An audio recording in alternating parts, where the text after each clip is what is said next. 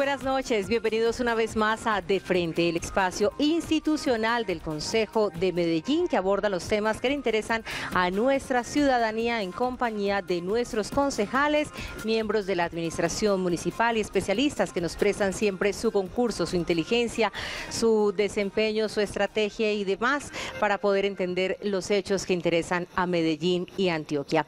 En la noche de hoy vamos a hablar acerca de una de las campañas electorales más largas de la historia de Colombia y que está en desarrollo porque apenas anoche, como ya es sabido por todos, conocimos a los dos finalistas que reinician su paso a la segunda vuelta electoral. Son ellos, Iván Duque del Centro Democrático y Gustavo Petro de la Colombia Más Humana. El propósito de hoy con nuestros invitados es entender lo que pasó, lo que viene, los temas en los que también tenemos avances como país, lo que hemos aprendido y otros factores que también nos den cuenta de la cultura política que nos acompaña actualmente en materia electoral y cómo tenemos una sociedad de pronto para muchos todavía primípara, insegura, pero en fin, empecemos y vamos a darle la bienvenida a nuestro primer invitado de la noche de hoy. Se trata de Diego Corrales. Diego Corrales es filósofo, estratega político, director de DC Estrategia y consultor. También, bueno, una persona con amplio recorrido en el campo de lo electoral. Y Diego, muy buenas noches y cuéntenos también cómo sintió que votó Colombia. Colombia votó desde lo racional, desde lo emocional, desde el miedo. Tenemos experiencias que también nos han dejado un poco sorprendidos recientemente, la elección de Trump, el caso del Brexit y ahora pues Colombia también, que se debate entre el miedo del castrochavismo pero también del antiuribismo. Bienvenido. Caterina, un saludo muy especial a usted y a todos los televidentes que nos acompañan a esta hora. La elección más alta en primera vuelta de 1991, que se constituyeron, digamos, el mecanismo de las dos vueltas, 53% de los colombianos que salieron a votar, en primera vuelta, digamos, la más alta, aunque la pelea que hubo entre Pastrana y Serpa en 1998, la segunda vuelta, la subió hasta un 62%. Una foto muy simbólica, la de Timochenko, estar votando después de 50 años de confrontación de guerra con las FARC. Una altísima participación también, una consolidación de unos liderazgos. Muy llamativo el papel de Álvaro Uribe, consolidándose como uno de los grandes políticos de los últimos 20 años en el país, pero también muy diciente como una persona como Gustavo Petro, exguerrillero, logra capitalizar una gran votación. Y es un país que también le está hablando, digamos, a Colombia, de que está conectado con una serie de propuestas. Una registraduría que resulta ganadora y especialmente pues también una serie de movimientos que se dieron en toda la gente que salió a votar en el día de ayer, que nos pone a 3 semanas de una segunda vuelta presidencial, donde vamos a elegir el presidente número 60 del país, pero también un presidente con una condición bien especial, y es que después de venir de 16 años con presidentes de reelección, pues vamos a tener por primera vez, o después de tantos años, un presidente para los próximos 4 años. ¿Y siente usted que ese voto fue racional, fue emocional o cómo se da en una campaña que además, como lo anotaba uno de los finalistas, pues ha mostrado un país diverso y plural? Pues yo lo trato de resumir de forma muy gráfica. El voto es una decisión. La decisión de los seres humanos ocurre en el cerebro. La mayoría de decisiones en el cerebro son del inconsciente y son emocionales. Por lo tanto, el voto en su mayoría es emocional. Quienes hemos estudiado, trabajado esto en temas internacionales, sabemos que hay 4 emociones que son los que mueven el voto: el amor, la esperanza, el odio o el miedo. Y eso, pues digamos, está probado desde sistemas de pruebas de neurociencia, sobre todo los gringos y los europeos, que siempre son los que van más avanzados en esto, hasta elementos estratégicos que juegan las campañas. Por lo general, la gente en la primera vuelta vota mucho más por convicción y en la segunda vuelta sí mueve un poco más el voto útil o lo que se llama en algunos países el voto con tapabocas. Y es que yo no voto por usted, no, tal vez porque yo no voto por usted, yo no voto por ella, pues primero no voy a poner el ejemplo acá, pero yo no voto por usted porque me guste, sino porque el otro me cae peor. Y muy para seguramente, decirlo más franco, el voto del odio, el voto en contra.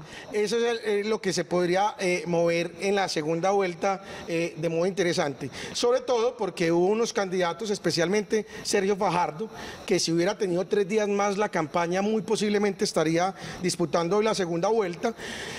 Un Germán Vargas que, digamos, sorprende porque la maquinaria no le funcionó, pero Winston Churchill decía que lo bueno y lo malo de la política es que uno muere muchas veces y resucita muchas veces. Entonces, digamos, puede atacarle mucho a Germán Vargas el mal resultado, pero es el líder de una bancada de 46 congresistas, 30 representantes a la Cámara y 16 senadores que van a ser muy influyentes en la próxima agenda legislativa. Y un penoso papel del Partido Liberal y de Humberto de la Calle, pues que ayer se demostró con el resultado electoral que se tuvieron. Todo eso, por supuesto, va a estar moviendo durante estas 3 semanas, digamos, donde vamos a ver si se entra a radicalizar más el discurso o muy posiblemente por las declaraciones hoy de Iván Duque y de Gustavo Petro, cada uno va a entrar a buscar el centro. ¿Qué es el centro? Esos casi 6 millones de votos que sacaron Sergio Fajardo, Germán Vargas Lleras y Humberto de la Calle. Y también, Caterine, para ver si se logra movilizar más la votación. ¿Por qué? Porque acá, digamos, hay un 40% de personas que salimos a votar por cualquier cosa. Sí, hay que escoger entre rojo y azul y salimos a votar, entre 2 animales y salimos a votar. Pero eso se sube hasta un 60% de participación, que es la gente que sale cuando hay elección de alcalde y gobernador. Por ejemplo, en el 2015, la participación en todo el país fue del 60%, 20 millones de colombianos. Entonces hay un 20% entre el 40 y el 60 que oscila dependiendo de los candidatos, de las propuestas, de las circunstancias o de la emoción con la que se está viviendo la campaña electoral. Muy bien. Bueno, pues vamos a darle la bienvenida también luego de esta introducción acerca de la jornada que acabamos de vivir los colombianos a nuestra siguiente invitada, la doctora Luz María Múnera, vicepresidente primera de la Corporación Consejo de Medellín y militante del Polo Democrático. Además, hay que decir que la doctora Luz María se mantuvo como en una reserva moral frente a la decisión que había tomado su partido dentro de la coalición Colombia, porque no se sentía cómoda con el candidato. Anoche, diciendo ya que el doctor Sergio sale de la contienda, pues usted se encuentra, digamos, ya en libertad porque su partido no ha tomado ninguna decisión oficial. Doctora Luz María, buenas noches. Eso como abre bocas para nuestros televidentes y cuéntenos cómo está usted también en esos movimientos electorales luego de los resultados conocidos. Buenas noches para todos, para ti, Kate, para mis compañeros pues de mesa hoy de trabajo. No, yo me siento muy cómoda hoy, digamos que no tengo en este momento ningún tipo de presión encima, no tengo candidato, porque mi partido no tiene candidato hoy, así que no podría ser acusada, por ejemplo, de doble militancia en ningún momento. ¿Cómo veo los resultados de ayer? Bueno, hablaba el analista del problema de las emociones en la decisión electoral. Bueno, yo quiero apelar a la esperanza. Yo estoy convencida de que Petro puede llamar a las urnas dentro de 3 semanas a un montón de colombianos que creemos en la esperanza. No quiero apelar al miedo ni al odio, quiero apelar a la esperanza y buscar que en esa búsqueda de la esperanza nos unamos todos los sectores alternativos de centro también, ¿cierto? Para que podamos pensar en la posibilidad de ganar en 3 semanas la presidencia de la República y bueno, darle paso a un nuevo país. Mañana hay unas reuniones importantes en Bogotá, aspiro y espero que mi partido defina la unidad, llamar al pueblo colombiano a la unidad, porque sí tenemos, independientemente de que los candidatos quieran irse un poco al centro, la verdad es que hoy hay 2 candidatos, un candidato de derecha y un candidato de izquierda, ¿cierto? Izquierda democrática, pero de izquierda y de derecha claramente definidos. Por más que quisieran de una u otra manera no parecerlo, aquí hay 2 polos muy diferentes en la mirada sobre la economía del país, en la mirada sobre la educación, sobre la salud, sobre la paz. Yo ayer trinaba en la noche para la paz todo, para la guerra nada, Petro presidente, porque estoy convencida de eso. No quisiera dejarle a mis nietos y a mis bisnietos y al futuro del país más guerra.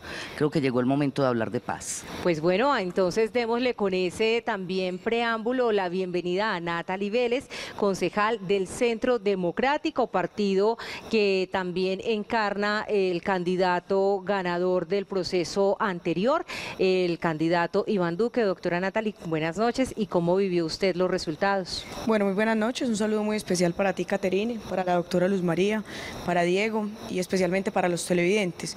Efectivamente, Realmente yo estoy convencida que lo que pasó el día de ayer en la jornada electoral, pues en primera instancia creo que ganó la democracia.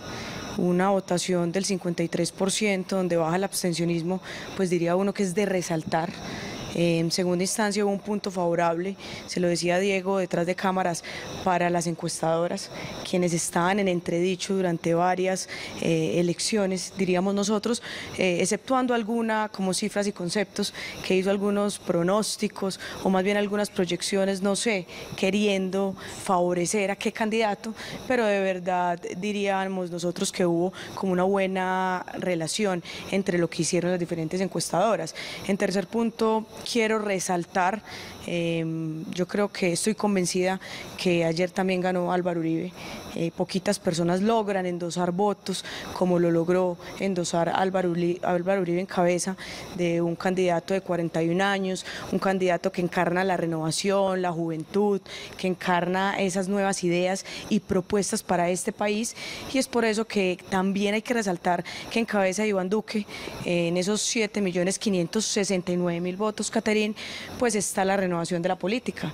También lo dije y lo vengo diciendo desde anoche, cómo perdieron los partidos políticos tradicionales, cómo perdió la maquinaria, cómo ganó el Centro Democrático, cómo gana un candidato de izquierda como es Gustavo Petro, pero cómo se reinventan los nuevos partidos y cómo una vez más sale la opinión a elegir y a votar. Entonces yo estoy convencida que la elección del día de ayer, aún faltan, hoy empieza una nueva elección. Yo creo que en la intervención del doctor Iván Duque, pues que le habló ayer a todos los colombianos, donde se dirigió a sus contendores, donde se dirigió al país, pues lo que sigue es un debate con propuestas, con ideas, sin odio de clases, llamando a la unión, llamando a la sana discusión, y yo creo y espero que eso sea lo que se dé en los próximos días de campaña, aproximadamente 3 semanas, donde de verdad no quisiéramos que las discusiones con base en publicidad engañosa, en mentiras, en atacar en lo personal. Yo creo que aquí la discusión debe darse desde el debate, con argumentos y con propuestas totalmente claras. Desde lo programático. Muy bien, vamos a saludar también a Johan Herrera, quien está al frente de las redes sociales, pero antes de irnos con Johan, quiero contarles que el presidente Juan Manuel Santos acabó de confirmar hace algunos instantes desde su cuenta de Twitter que el Día del Padre, que coincidía con la fecha de la segunda vuelta electoral, el 17 de junio, se traslada al 24 para que ya no sean más factores como el del Mundial, que de por sí pues ya presentaría también algún elemento distractor para esta jornada tan importante de decisión de los destinos de la patria. Ahora sí, Johan Herrera, con toda la información de las redes sociales para que nuestros televidentes se comuniquen, participen e interactúen con nosotros. Muy buenas noches. Buenas noches, Caterine, para usted, para nuestros invitados y para los televidentes que nos acompañan una vez más a través de la pantalla de Telemedellín. Si usted quiere conversar con nuestros invitados, enviar un mensaje o hacerles alguna inquietud, usted puede participar a través de varios medios. Tenemos nuestra línea de WhatsApp para mensajes de texto y notas cortas de voz, el 301-786-9174. Ahí los vamos a estar esperando. También puede participar a través de la cuenta de Twitter Consejo Med-TV con la etiqueta de frente o con la etiqueta Yo Elijo Presidente. Allí también vamos a estar recopilando esos mensajes, esas inquietudes que ustedes le quieren trasladar a los invitados de esta noche. Adicionalmente, nos puede encontrar en Facebook como Consejo de Medellín, y este y otros programas de la Corporación de los Medellinenses también los puede encontrar en nuestra cuenta de YouTube, digitando en el buscador Consejo de Medellín. Vamos a estar esperando entonces todos sus mensajes esta noche. Bienvenidos. Muchísimas gracias, Johan. Bueno, vamos a hablar acerca entonces de este evento que se aproxima, que es la segunda vuelta. Recordamos que se hizo en 1998 por primera vez, una idea que buscaba fortalecer a un tercer partido o superar también el bipartidismo, pero quedamos atrapados en la misma polarización. Se preguntan algunos qué ha cambiado y qué es lo que estamos buscando realmente con una segunda vuelta, si además es darle también una mayor legitimidad al gobierno que quede elegido. Diego Corrales. Digamos, se pregunta mucho si la gente va a salir a votar o va a salir a votar menos en esta segunda vuelta. Depende mucho de la calentura de la campaña y depende mucho del discurso y los mensajes que cada una de las campañas vaya teniendo. En 1998 se da una participación del 53, pero pasa a 62 porque la gente sintió que efectivamente su voto era muy importante y sale masivamente a votar y termina ganando Andrés Pastrana. En el 2002-2006 no se necesitó segunda vuelta porque Álvaro Uribe ganó en la primera vuelta. En el 2010, por ejemplo, que digamos es un caso interesante comparado con el de 2014, en 2010 la gente estaba en la disputa si ganaba Santos o si ganaba Mocus, hace que haya una participación del 49%, pero cuando Juan Manuel Santos le saca más de 3 millones de votos a Antanas Mocus, lo que hace es que mucha gente diga, esto ya está definido, y 3 semanas después baja 5% la participación, es decir, pasó del 49 al 44. En el 2014 se da una participación muy baja del 40%, donde le gana Oscar Iván Zuluaga a Juan Manuel Santos. Mucha gente siente que está en juego muchas cosas y sube 7 puntos la participación 3 semanas después y se da un 47%. ¿De qué depende mucho? Depende mucho entonces del desarrollo que va a tener la campaña durante estas 3 semanas. Si la gente está mucho más caliente y siente que su voto es mucho más definitivo, por supuesto sale a votar mucho más. Lo segundo, los mensajes. Y lo que hemos visto de ayer a hoy es que tanto Iván Duque como Gustavo Petro se van a enfocar básicamente a buscar al centro. ¿Qué es buscar el centro? Esa votación que captaron los demás candidatos. Las declaraciones que hace una hora acaba de darle Gustavo Petro a la cadena CNN diciendo no va a haber asamblea constituyente, no voy a expropiar y condeno al régimen de Maduro, inmediatamente es quitar todo ese mensaje que él tuvo durante tantos años e inmediatamente durante estas 3 semanas es irse al centro. Pero el mensaje de ayer de Iván Duque, reconociendo cosas buenas en todos los candidatos e incluso en Humberto de la Calle, que era como la antítesis de él, diciéndole respaldamos el tema étnico, el tema de las minorías, el tema social, respaldando el tema de educación y lucha contra la corrupción de Sergio Fajardo, el tema de gestión y la experiencia de Germán Vargas Lleras. También lo que hace es entrar a reforzar un mensaje del centro. Entonces, por lo que pinta, digamos, los primeros mensajes de ambas candidaturas van a apostarle a eso. Vamos a ver en el desarrollo de los debates, de las cuñas publicitarias, porque bien lo decía la concejal Natalí, ayer arrancó otra campaña, ayer arrancó otra elección. Vamos a ver cómo se va a ir desenvolviendo esta segunda elección, esta segunda vuelta presidencial. Segunda vuelta presidencial que tiene un costo de 230.000 millones de pesos. Esa es la cifra que tiene que invertir la registraduría, cuyo rubro tendrá que desembolsar el Ministerio de Hacienda para poder hacer efectivas estas elecciones presidenciales, pero bueno, es el costo de la democracia y que, como decíamos, también le brindará más legitimidad al candidato que salga ganador de la misma. La gente tiene un menú bastante diverso, un menú que dos candidatos que son muy diferentes, a pesar de lo que nos dice Diego, que en este momento están buscando el centro, pero habían mostrado estar en orillas muy distintas. Doctora Luz María, ¿cómo podemos interpretar esas opciones de país que se nos están ofreciendo de lado y lado según su juicio? A mí me toca la clase de democracia, siempre me he dedicado a eso y esta no va a ser la excepción, Caterín. Yo creo que los programas de gobierno están escritos y no cambian para la segunda vuelta. Es decir, el programa de gobierno del doctor Duque existe hoy, está en la registraduría, está inscrito, y el programa del doctor Petro también. Así que creo que los colombianos lo que tenemos es que volver a esos programas que ellos escribieron para que miremos en la realidad qué es lo que proponen. Lo digo con ambos candidatos, hay que ir allá. Lo de Petro con Venezuela ya lo había dicho, no es nuevo de hoy, él ya había deslindado con Venezuela desde hace más o menos un poco más de un mes, tal vez, de manera muy clara. Lo de la constituyente sí me parece que es nuevo, pero lo otro es el programa y eso es a lo que yo llamo.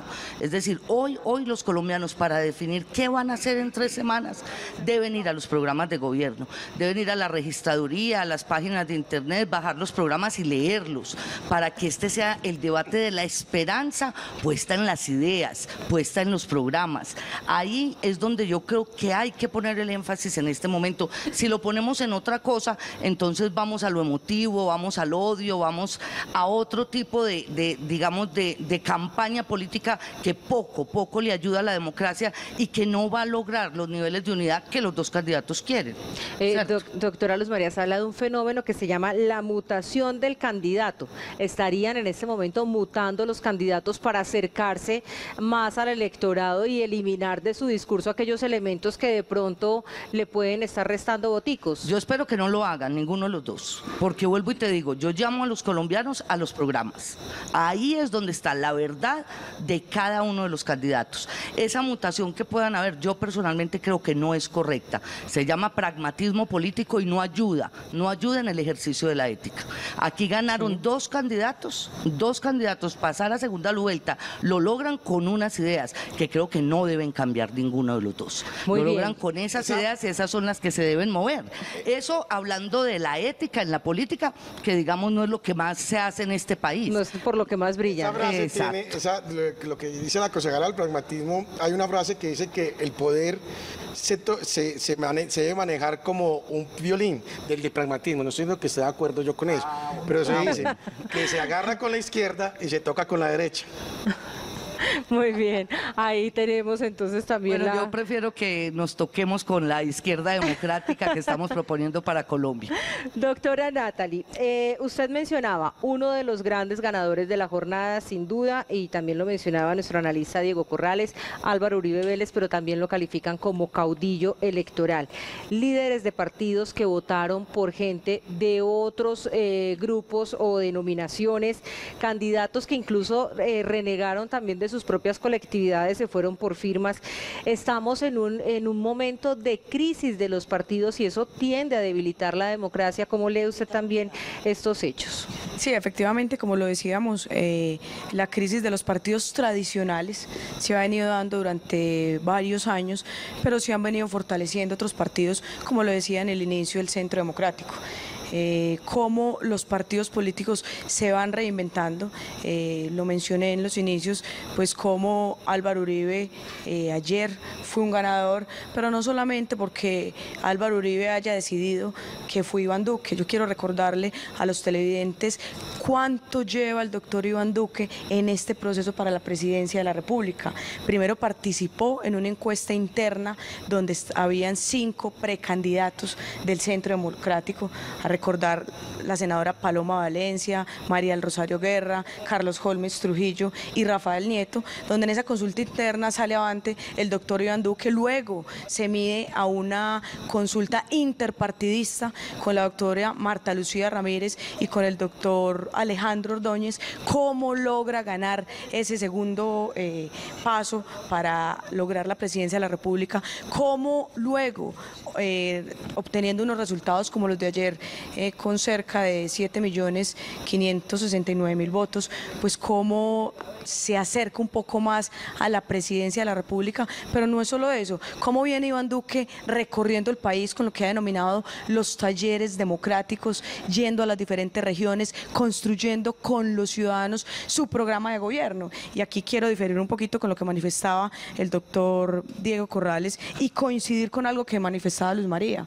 Yo no puedo creer lo que dijo hoy el doctor Gustavo Petro, que se aleja, que no va a hablar de la constituyente cuando participó en una constituyente con el M19, y coincido aún más con la doctora Luz María, donde hay que mirar los programas, donde hay que mirar las propuestas que tienen cada uno de los candidatos, pero también hay que mirar la visión de país que tienen ambos candidatos, el doctor Iván Duque y el doctor Gustavo Petro. Pero sobre todo hay que recalcar otro tema adicional: cómo se miden las actuaciones políticas de los candidatos, cómo el doctor Gustavo Petro durante su alcaldía de Bogotá, ejemplo, prometió construir 1.000 jardines infantiles y solamente entregó 6, cómo prometió construir 100 colegios y no entregó ninguno, cómo durante su alcaldía aumentaron los gastos de funcionamiento en cerca de 700.000 millones de pesos, pasando, Caterine, de 1.9 a 2.6 billones solo en gastos de funcionamiento, y cómo además de esto prometió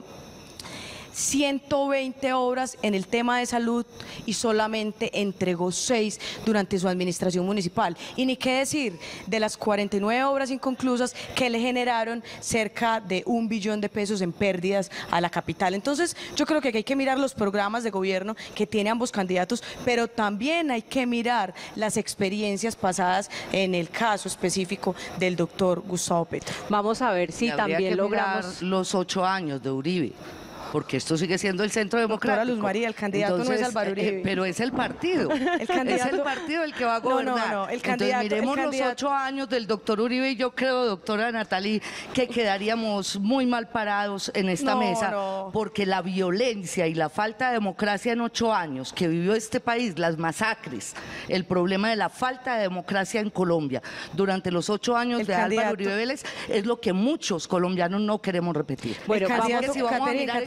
aclarar una cosa, el candidato no es Álvaro Uribe, Gustavo Petro sí fue alcalde de Bogotá. El candidato es el doctor Duque del Centro Democrático. Del Centro Democrático, que usted acaba de decir que del grupo en el Centro Somos. Democrático gana el doctor Uribe en las elecciones de ayer. Usted me está dando la razón. Bueno. Lo que nosotros queremos es no tener otros 8 años sin democracia en Colombia. Diego, no se me ocurra para atrás, al contrario. Tranquilo que en el fuego cruzado yo creo que usted no va a salir lesionado. Izquierda, entonces yo estoy aquí dejando que usted está viendo pasar el fuego. Pero retomemos el tema para que analicemos el fenómeno electoral del día de ayer y usted tome su posición de analista. Hablábamos de que teníamos una campaña larga, tuvimos hasta 48 candidatos inscritos por firma, muchos de ellos no alcanzaron a llenar los requisitos, 3 se presentaron en la disputa, pero además hablábamos de partidos deslegitimados en este momento, que es lo que nos deja también este proceso. Un partido centenario como el liberalismo, pues teniendo un entierro de quinta, que ese es de los muertos que le va a quedar muy difícil resucitar en política con lo que estamos viviendo. ¿Cuál es su lectura frente a eso? Yo voy a dejar titulares porque obviamente el tiempo no nos alcanza para... Yo no creo que, digamos, los partidos estén perdiendo prestigio, sino que una reinvención de la política. Hay una reinvención de la forma de hacer política. Esta vez, por ejemplo, se revivió el discurso en la plaza pública, como estuvo en los años 80, 90, pero era una plaza pública ya con drones, con Facebook Live, con redes sociales, es decir, es una versión distinta, moderna de la plaza pública.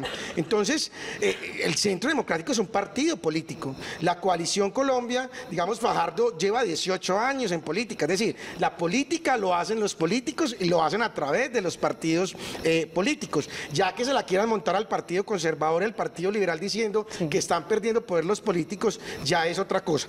Una segunda reflexión: de los últimos 10 presidentes que ha tenido el país, 8 han tenido que ver con el liberalismo. No hablo netamente del Partido Liberal, sino con la concepción de ideas liberales, que yo creo que eso fue, o sea, Uribe fue una disidencia liberal, Santos se crió en el Partido Liberal, casi todos, Cambio Radical nació como parte del Partido Liberal, el Partido de la U, el Partido PIN, algunos del Polo.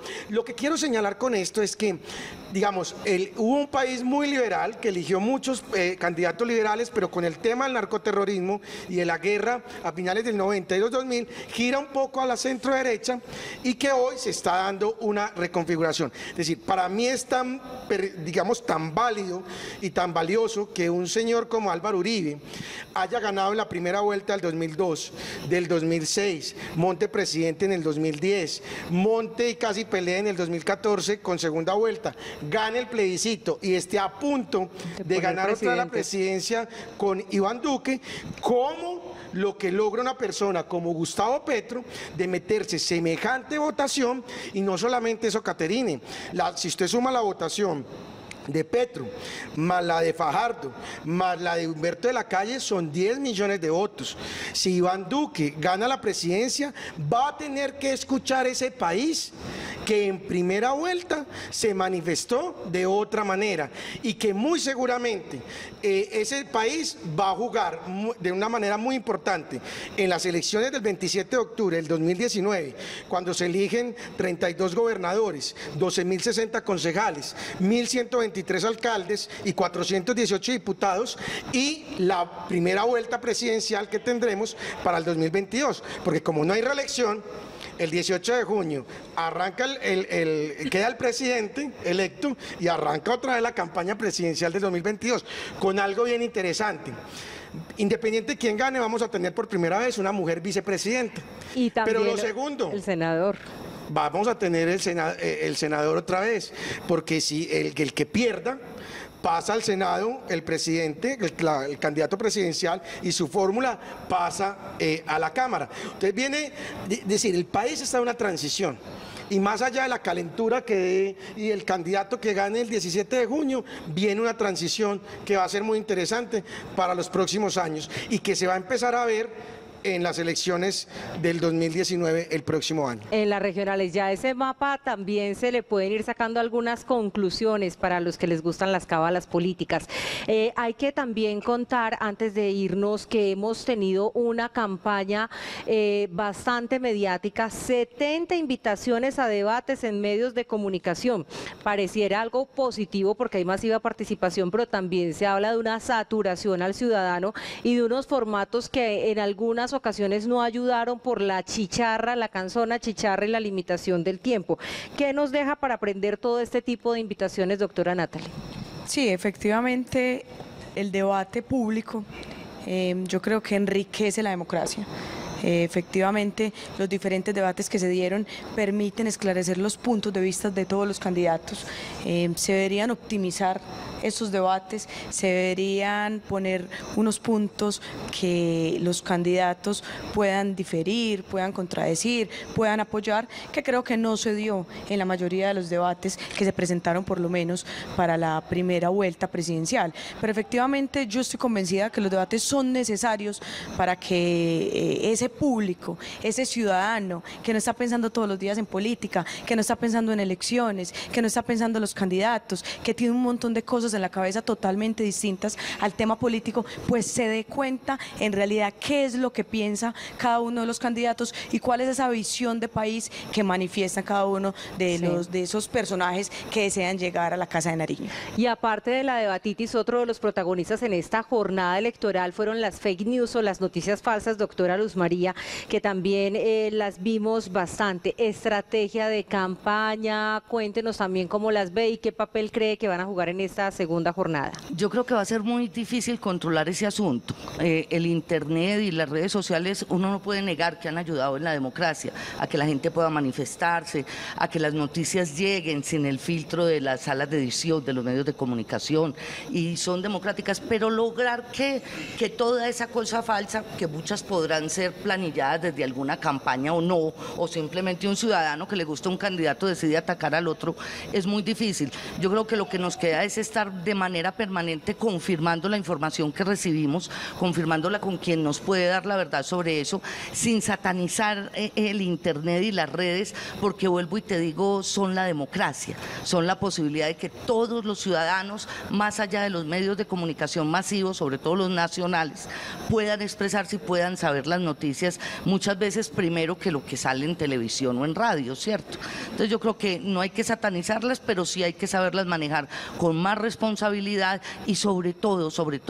hay 2 programas de gobierno sobre la mesa. Estudiémoslos, miremoslos, para que este debate que sigue, de lo que hablaba ahora Natalie, yo espero que los debates ahora en televisión sean mucho mejores, más amplios, porque ya no son 5 candidatos, más profundos, pueden dar profundidad para que la gente pueda entender mejor. Debe ser el debate de las ideas, debe ser el debate sobre los programas, debe ser un debate que nos ayude a definir cuál es el cambio que quiere Colombia, si quiere un cambio o si no quiere un cambio. Pues a propósito de redes sociales y la participación ciudadana, Johan tiene también en este momento anuncios importantes acerca de lo que está ocurriendo en nuestras redes con el programa de esta noche. Así es, Caterine. Primero recordarle a la gente que hay que ser mesurados con los mensajes que nos envían a través de nuestras redes sociales, pues estos mensajes irrespetuosos y agresivos pues no tienen forma de llegar a este programa. Solo vamos a estar publicando entonces estos mensajes que tengan coherencia y que tengan un respeto hacia nuestros invitados y hacia también las distintas campañas que están en estos momentos en juego a la presidencia de la República. Hacemos un par de preguntas que nos llegan a través de WhatsApp. Buenas noches, un saludo especial a todos, especial a Natalie. Soy Gloria Echeverri y quiero preguntar a la concejal quién cree que se unirá a Duque y cómo logrará Duque convencer para que se unan a su campaña. Feliz noche. Y también una misma pregunta también para la concejal, pero también puede ser para el resto de invitados. Le quiero preguntar a la concejal del Centro Democrático si es bueno para el país que una persona se perpetúe en el poder. Dejamos entonces estas dos preguntas ahí. También pueden participar a través de Twitter con la etiqueta de frente y yo elijo presidente. Vamos a hacer una pausa y ya regresamos.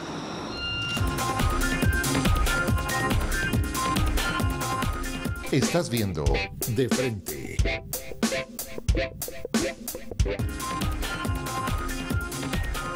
Gracias por continuar con nosotros. Seguimos en De Frente, espacio institucional del Consejo de la Ciudad de Medellín, y esta noche analizando los resultados de la jornada electoral y lo que viene en compañía de nuestros panelistas invitados. Y le pregunto a nuestro analista, el doctor Diego Corrales, sobre los temas que van a ser ejes de la campaña.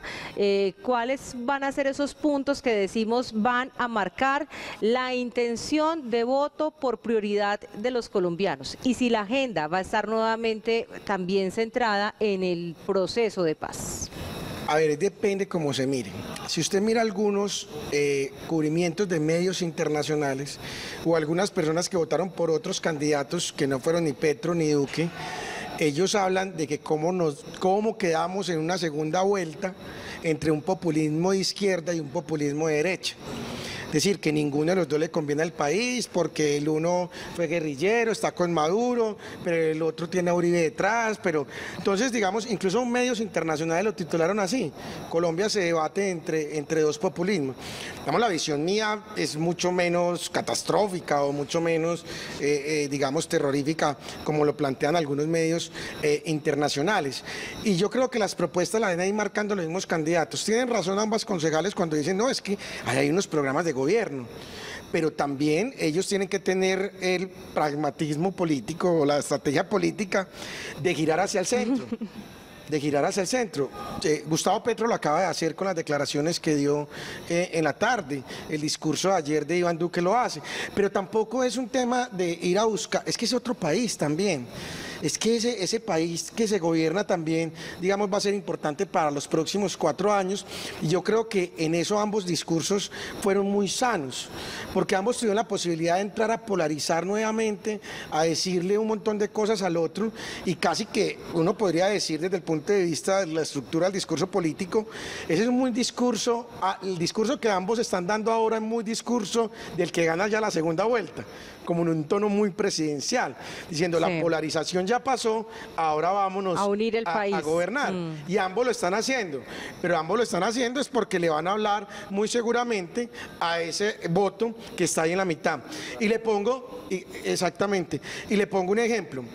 El fajardista, o digamos el voto fajardista de Bogotá, no se va a mover de la misma manera que el voto fajardista que hubo en Medellín y que hubo en Antioquia. ¿Sí? Entonces, en ese mismo... Expliquemos eso, porque además tenemos un país diverso y bueno, vimos bastante diferencia en la votación, pero explíquenos por qué el fajardista de Bogotá piensa distinto al fajardista antioqueño. Porque digamos que en el país, para decirlo en términos gráficos, ¿cierto? Sí. Hay un 30% del país que es de la centroderecha, que votó no por los acuerdos de paz y que eso está muy territorializado. Y por ejemplo, Antioquia y el Eje Cafetero es un bastión muy importante para la centroderecha, para el Centro Democrático, para los conservadores, entre otros. Hay un 30% del país que es muy de la centroizquierda, de pensamiento liberal, que votó sí por el plebiscito de la paz, que le dio el empujón a Juan Manuel Santos para ganar, y también está muy territorializado. Por ejemplo, Bogotá es muy de la centroizquierda, que miren la votación, por ejemplo, que suma Sergio Fajardo con Claudia López, Jorge Enrique Robledo, Antanas Mocus, más la de Gustavo Petro en Bogotá, es muy de esa tendencia. Y hay un 40% del país que es muy del centro y que se mueve dependiendo de las circunstancias, del candidato, de la campaña, de las propuestas o del ambiente electoral. Y en eso, territorialmente, hay unos departamentos que nosotros los llamamos los departamentos péndulo o los departamentos columpio, que son de que se van moviendo dependiendo de las circunstancias. Ejemplo, norte de Santander, Cesar, votaron y fueron fundamentales para que Santos ganara en la segunda vuelta del 2014, pero hoy están votando por Iván Duque. Entonces, más que hablar que la gente, que el voto que no es endosable, y nos lo acaba de demostrar mucho más estas elecciones, la gente, más que, digamos, conectarse con un partido político o con un candidato en sí, en las campañas se conecta son con pensamientos, con estilos o con relatos que se identifican más con lo que ellos son.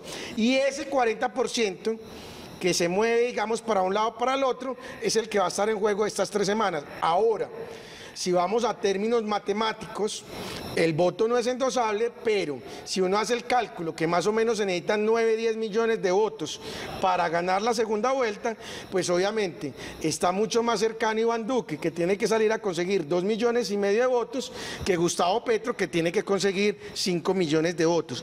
Ahí es donde cada estrategia de la campaña va a ser fundamental para estas 3 próximas semanas. O sea que se gana la presidencia con 10 millones de votos aproximadamente. Depende mucho de la gente que salga a votar. Va a haber voto en blanco, pero es un voto blanco que a comparación de la primera vuelta no tiene validez. Es decir, es un voto protesta, es un voto simbólico, es un voto bonito, digámoslo así, pero que para términos bonito, prácticos, digámoslo ahí.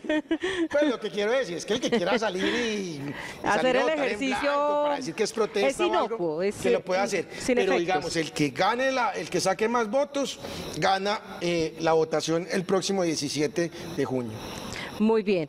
Bueno, pues doctora Luz María, vamos a mirar qué pasó también con esa votación de izquierda que resultó la de la jornada inmediatamente anterior histórica, una consulta que ganó Petro en el mes de marzo, 2.800.000 votos. Habíamos visto una votación del exmagistrado Carlos Gaviria con 2.600.000 votos y ayer Gustavo Petro con 4.851.254 votos según el boletín de la registraduría.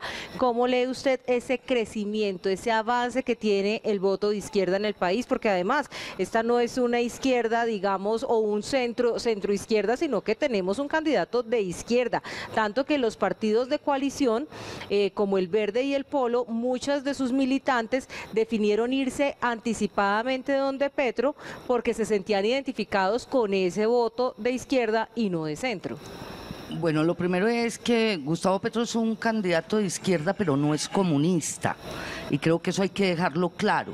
Gustavo Petro está haciendo una propuesta en este momento de izquierda democrática, una propuesta además muy liberal, que abandona desde el punto de vista de la economía de muchos manejos del país el modelo neoliberal como modelo económico. Eso es lo que abandonan las propuestas de Gustavo Petro, pero se queda dentro del capitalismo, es decir, es una propuesta liberal dentro de un sistema capitalista. Eso es lo primero que hay que decir. Lo segundo es que crece por una razón muy sencilla, porque el país hoy tiene más hambre, tiene más pobreza, tiene más necesidades. El que hayamos parado la industrialización del país nos dejó sin empleo digno. La gente quiere nuevamente tener un empleo digno, un empleo que le garantice poder sostener sus hogares. El problema de educación es gravísimo, el problema de la salud, las EPS son una desgracia, la intermediación financiera se ha demostrado hasta la saciedad y el único que ha planteado claramente que esa reforma pasará por acabar con las EPS como intermediación financiera es Gustavo Petro, el único que lo planteó de manera concreta y clara. Entonces yo creo que hay unas propuestas y la gente está cansada. Yo creo que aumenta es por eso, porque hay cansancio y porque, vuelvo y repito, las redes sociales nos han posibilitado a quienes no tenemos, digamos, la posibilidad de llegar mucho a grandes medios de comunicación, volverlas de alguna forma escuelas para la democracia. Entonces la cultura política en el país ha crecido. De pronto Antioquia no lo ve mucho. Nosotros pues nos tocó vivir en el departamento tal vez el más godo de Colombia, tal vez el más conservador de Colombia. Entonces puede que de aquí lo veamos distinto, pero usted se va al sur del país, Pasto por ejemplo, para no hablar solo de Bogotá, pues sí, como el centro, el Cauca, ahí hay una cultura política mucho más formada, mucho más crítica, digámoslo así. Así Así que yo lo que creo es que hay un cansancio y hay unas necesidades prioritarias muy grandes, y esto hace que una propuesta como la de Petro y la del mismo Fajardo, que es más del centro, hubiese ganado, porque si se hubiesen ido juntos con una propuesta, hoy no habría segunda vuelta presidencial. Esa es la verdad. La verdad es que si toda la izquierda y el centro se hubiesen unido para esta primera vuelta, hoy no hablaríamos de segunda vuelta. Bueno, aunque hay que decir también que en política 1 más 1 no son 2, no podemos sumarlos exactamente igual para que nuestro público pues comprenda obviamente que esos fenómenos varían también dependiendo de la persona. Hablemos de esas elecciones 2019 que también tendrán una dinámica distinta. Estamos viendo, como lo mencionaron ustedes a lo largo de este programa, unos movimientos, unos comportamientos diferentes tanto de electorado como de candidatos y partidos, pero también sabemos que se está impulsando el proceso de nuevas figuras y liderazgos en las regiones. ¿Qué cree que nos vaya a dejar este proceso en el mapa de las elecciones del 2019? Bueno, lo primero, como lo dijimos en el inicio, yo creo que lo que demostró esta elección del día de ayer fue una renovación política. Como lo hemos manifestado en todos los escenarios, en nuestros recorridos por las diferentes comunas y los diferentes corregimientos de la ciudad de Medellín, Iván Duque encarna esa renovación política con nuevas ideas, con nuevas propuestas, pero esa es la verdadera renovación en la política. Eso es lo que nosotros hemos venido defendiendo, no solamente en los diferentes espacios, sino también desde el Consejo de Medellín. Se vienen unas elecciones sin duda locales para el año 2019, donde el elector y donde los partidos políticos pues se reinventan y se fortalecen unos, se debilitan otros, lo que le pasó, diría yo, por lo menos, y lo dijo ahorita Diego Corrales, al Partido Liberal en cabeza del doctor Humberto de la Calle, es de verdad preocupante, diría yo, para sí, un partido tan tradicional como es el Partido Liberal, aquellos partidos que acompañaron al doctor Germán como el Partido de la U, Cambio Radical, algunos sectores conservadores, pues es ahí donde deben prestar algún énfasis fundamental con respecto al tema de las elecciones locales. Y déjeme, Caterín, yo le respondo la pregunta a nuestra televidente, Gloria creo que se llamaba, como su inquietud con respecto a quiénes pensamos nosotros que llegan a la campaña del doctor Iván Duque para fortalecer la elección y ganar en segunda vuelta. Mire, yo quiero repetir y ser sensata con lo que manifestó el candidato, el doctor Iván Duque, en el día de ayer, en la noche, en su intervención, y es como nosotros debemos ser responsables en hacer ese llamado a las bases y a ese ciudadano. No necesariamente, ni solamente pensar en X, en Y partido, en X o Y candidato, sino fundamentalmente cómo llegarle a esa ciudadanía que por una u otra razón votó por otro candidato, que por una u otra razón no votó, pero cómo nosotros logramos sostener esos 7.569.000 votos, pero cómo logramos motivar, incentivar, buscar ese voto hoy indeciso que estaba con el doctor Sergio Fajardo, que estaba con el doctor Germán Vargas o que estaba con otros candidatos. Yo creo que eso es verdaderamente importante, porque es darle al ciudadano, darle a quien verdaderamente elige, pues esa altura, esa importancia y cómo se vinculan y los motivamos para que finalmente nos apoyen para la segunda vuelta presidencial en cabeza del doctor Iván Duque. Diego, preguntamos entonces si este resultado electoral, cuando vemos el mapa de Colombia por colores en los departamentos donde gana el uribismo o el centro democrático, la candidatura de Duque, se va a replicar en el fenómeno también electoral de poner gobernadores, alcaldes, asambleas y consejos. Por supuesto que no. ¿Por qué? Porque las campañas son totalmente distintas. Las campañas de Congreso son distintas a las de presidencia, y las de presidencia son distintas al tema local. Digamos, hay muchos ejemplos alrededor de eso. En el 2014 el Centro Democrático alcanza una muy buena votación con Oscar Iván Zuluaga. Es un partido que nace, que hoy cumple 5 años, 4 años, con una muy buena participación, pero le fue muy mal en las elecciones locales y regionales del 2015. El Partido Liberal venía perdiendo poder, empieza una recuperación y en el 2015 2015 el Partido Liberal fue la principal fuerza política del país. Pasa de 6 a 10 gobernadores, de 184 alcaldes a 230. Es la primera votación en consejos, en ediles, y es la segunda votación en asamblea. Y la había ido muy mal con Rafael Pardo en el 2010 y vea cómo la acaba de ir con Humberto de la Calle. ¿Qué es lo que quiero, digamos, señalar con estos dos ejemplos? Es que las circunstancias, las campañas, las emociones, todo lo que gira son totalmente distintos. En el 2006, la quemada que se pegan Tanas Mockus, sacando su lista al Senado, todo el mundo decía, ya quedó muerto el pobre, ya que va a volver a hacer política, y 4 años después estaba disputando la segunda vuelta presidencial y podía haber sido presidente. Y hoy se acaba de meter 600.000 votos como candidato al Senado y arrastró 5 curules de la Alianza Verde que le tienen que agradecer gracias a la votación de Tanas Mockus. Lo que quiero decir con eso es que las circunstancias son totalmente distintas y lo que vamos a ver, por supuesto, incide mucho lo que vaya a pasar ahora, pero digamos va a ser muy importante lo que venga. Le pongo un ejemplo, de las 16 ciudades de las 32 ciudades capitales del país, Iván Duque ganó en 16, pero Sergio Fajardo ganó en 9. Sergio Fajardo, por ejemplo, ganó en Bogotá, ganó en Cali. Sergio Fajardo ganó en todas las capitales del eje cafetero, aunque Iván Duque haya ganado los departamentos. Entonces hay un comportamiento ahí que es totalmente distinto, donde obviamente cada uno de los partidos políticos tiene que tener en cuenta lo que pasa ahora, pero que ni, digamos, como base de lo que pasó, pero lo que viene es totalmente diferente para el próximo año. En el tema de Antioquia, la bancada principal para el tema de la asamblea es el Centro Democrático, pero el gobernador no llegó como parte del Centro Democrático. En la alcaldía de Medellín, la bancada principal es del Centro Democrático, pero el alcalde llegó incluso compitiendo y ganándole al candidato del Centro Democrático. Entonces, así hay muchos ejemplos para determinar que las circunstancias cambian totalmente. Muy bien, y que depende también de las personas que encarnen esos liderazgos de cada colectividad, si efectivamente la gente le copia o no.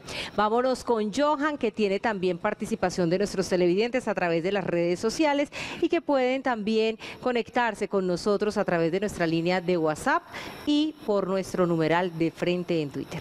Johan. Así es, Caterine, se mueven muy bien nuestras redes sociales, sobre todo nuestra línea de WhatsApp para mensajes de texto y notas de voz. Escuchemos este audio, por favor. Buenas noches, soy Duván Vélez, quiero participar esta noche en el programa invitando a la población a que voten por el apoyo al proceso de negociación entre el gobierno y la insurgencia de las FARC.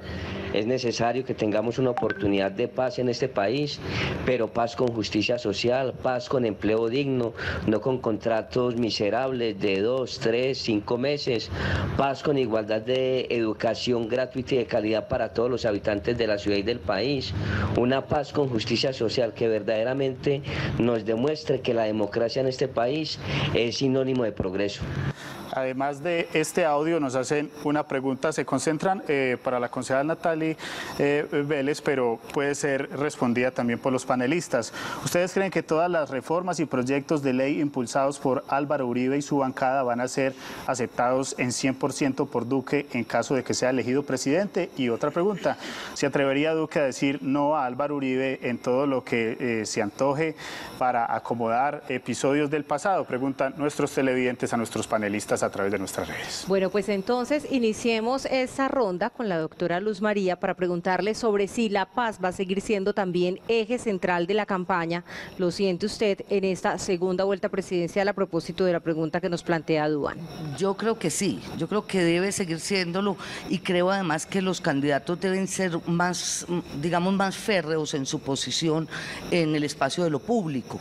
Tanto el doctor Duque como el doctor Petro deben plantearle claramente al país cuál es su posición frente al proceso de paz, no solamente para mantener el que ya está, sino porque vienen y estamos en conversaciones con el ELN, el país anda tratando de que el ELN también entre en un proceso de paz, pero además tenemos el problema de cómo vamos a lograr acabar con todo lo que ahora llaman Bacrín y todas estas cosas que vienen moviéndose en el Senado de la República, con la posibilidad de que también con estos actores se hable de algún acuerdo o de alguna, la palabra se me fue, ellos les están proponiendo penas menos gravosas, pero sometimiento a la justicia. Es decir, el tema de paz pasa por todos los corredores de la nación y tendrá que ser fundamental para este periodo, y creo que tiene que serlo también para las elecciones locales del año entrante, porque uno de los problemas que hemos tenido, Catherine, sí, y un problema bastante fuerte, un problema bastante duro, es que esa decisión nacional sobre la paz a veces no se ve reflejada en los departamentos y en los municipios. Es decir, la territorialidad tiene dificultades para apoderarse, apropiarse de este discurso de la paz o de la no paz, cualquiera de los dos que pudiera definirse. Creo que hay que trabajarla muy duro para que el año entrante también nuestros gobernantes regionales a nivel de gobernaciones y de alcaldías puedan definitivamente, Caterine, apoyar una idea nacional que sea la que gane. Yo quisiera que fuera la de la paz. Muy bien. Bueno, pues el martes 5 de junio tendremos muchos más temas, pero antes la doctora Natalie Vélez me estaba pidiendo 5 segunditos porque el tiempo se nos agotó. Sí, muchas gracias, Caterina. Te estaba pidiendo para manifestar, quizás se había dicho que Iván Duque iba a volver triza a los acuerdos, recordarles un poquito rápidamente cómo el gobierno de Juan Manuel Santos reconoció la voluntad popular en el plebiscito, pero ¿qué ha propuesto Iván Duque con respecto al tema de la paz? Que haya justicia, verdad y reparación, que haya cero impunidad y que en realidad se paguen las penas que han cometido delitos atroces estos guerrilleros o estas personas que tanto daño le han hecho al país. Nos tenemos que despedir, doctora Natalie. Muchísimas gracias a usted, a todos los televidentes y a nuestros otros invitados. Los invitamos a que continúen también con la programación de nuestro canal Telemedellín. Feliz noche.